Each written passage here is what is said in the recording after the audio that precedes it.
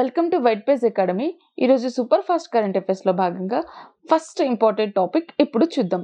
ఈరోజు మన first topic వచ్చేసి 2025 అబెల్ పురస్కారం. ఈ అబెల్ పురస్కారం ఎందులో భాగంగా ఇస్తారంటే గణిత శాస్త్రంలో ప్రసిద్ధి చెందిన వారికి ఈ పురస్కారాన్ని ఇస్తారు. 2025లో ఈ అబెల్ పురస్కార గ్రహీత ఎవరు అంటే మసాకి కషివారా. ఇతను జపాన్ దేశానికి చెందిన గణిత శాస్త్రజ్ఞుడు. ఇతనికి ఆల్జీబ్రా ఎనాలిసిస్, రిప్రజెంటేషన్ థియరీ రంగాలలో చేసిన విశేష పరిశోధనలకు గాను ఈ పురస్కారం లభించింది. ఈ అబెల్ పురస్కారం ఏ సంవత్సరంలో ప్రారంభమైందంటే 2002.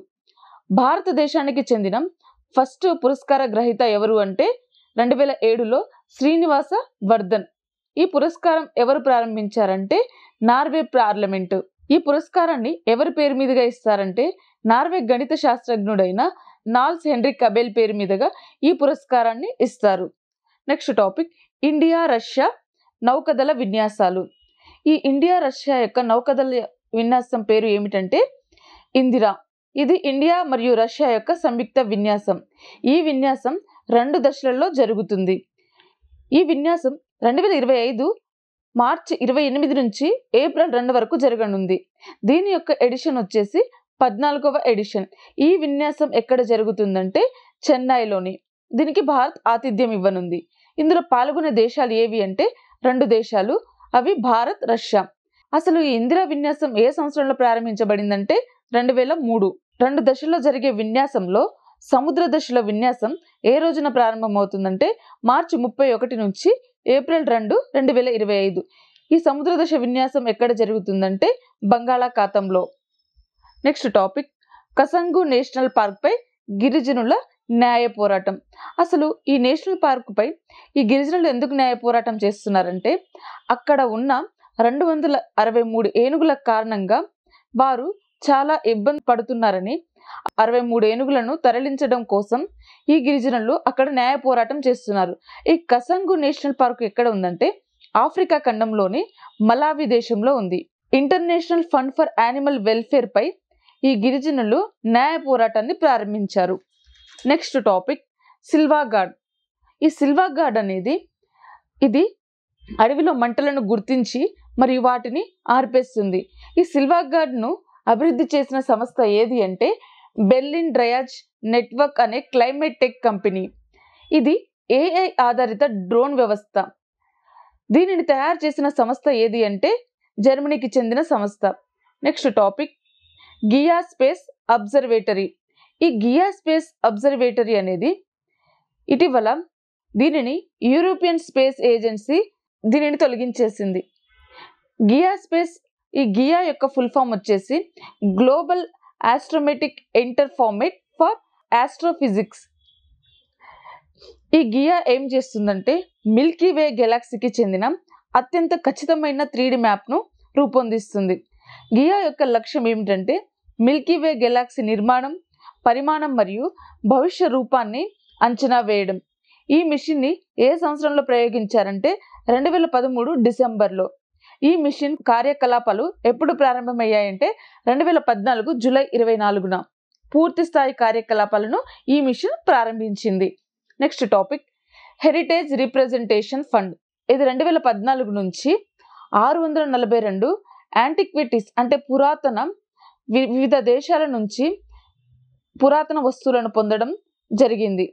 రిప్రజెంటేషన్ ఫండ్ అనేది దేనికి సంబంధించిందంటే దేశానికి చెందిన చోరీకి గురైన లేదా అక్రమంగా దేశం బయటకు తరలించిన పురాతన వస్తువులను తిరిగి తెచ్చేందుకు ఈ రిప్రజెంటేషన్ ఫండ్ను ఏర్పాటు చేయాలని పార్లమెంటు స్థాయిలో కమిటీ సిఫార్సు చేసింది.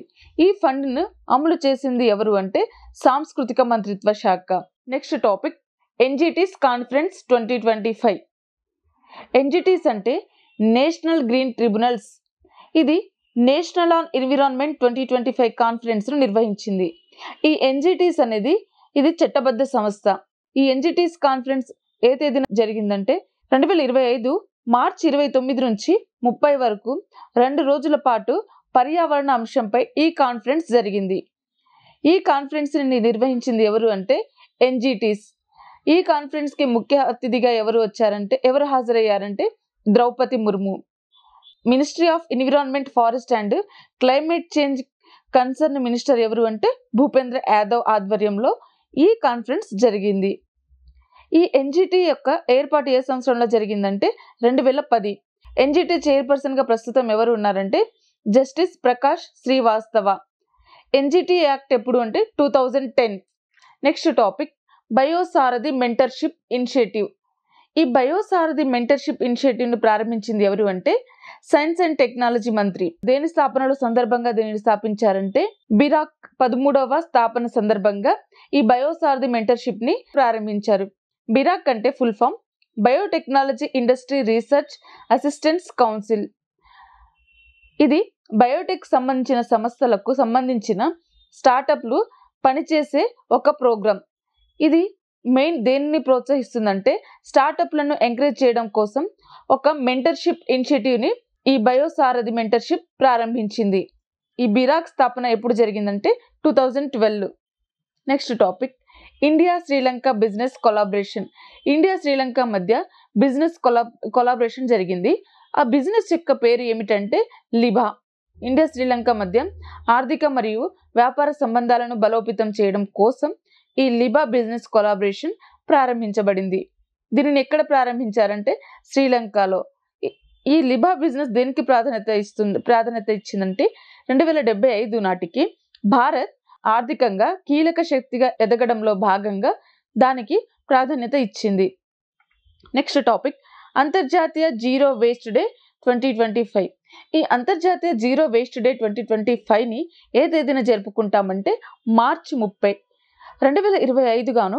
దీని యొక్క థీమ్ వచ్చేసి towards zero waste in fashion and textiles. Next topic భూకంపం తర్వాత భారతదేశం ప్రారంభించిన ఆపరేషన్ ఏది?